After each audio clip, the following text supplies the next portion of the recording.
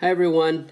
Today I'm going to be speaking about the covering of the heart and also the layers of the heart wall. So to start, I'm going to start with the covering, and the covering of the heart is known as the pericardium. And the pericardium is this structure that it covers the heart. It has two layers, a fibrous layer and also a serous layer.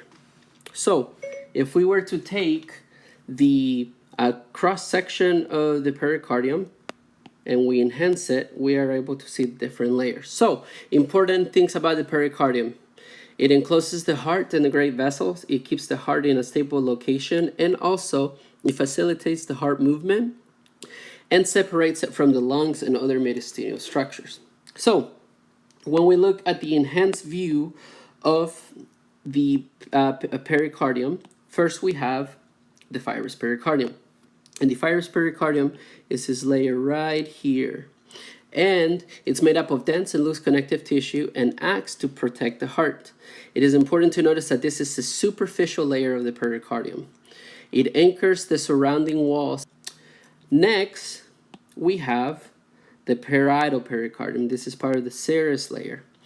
And the parietal pericardium, it's a conical sac of fibrous tissue, and it surrounds the heart and the roots of the great blood vessels.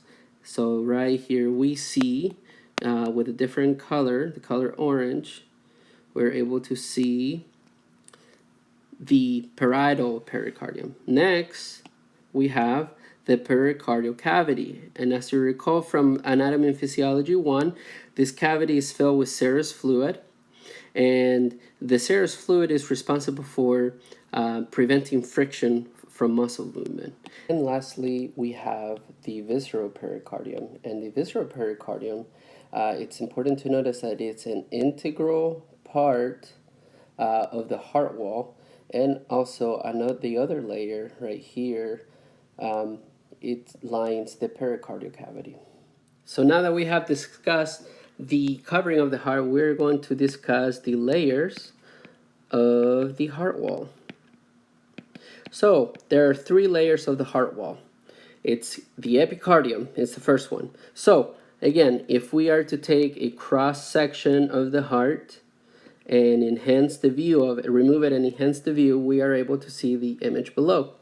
And first, we have the epicardium. Remember that the epicardium is also known as the visceral pericardium. And it's a thin layer of connective tissue and fat, and it serves as an additional layer of protection for the heart. Next, we have the thickest layer, which is the myocardium. And as you guys can see, it is the thickest layer of the heart. And it is composed of cardiac muscle cells called cardiomyocytes, and these receive nervous stimulation. And last but not least, we have the endocardium.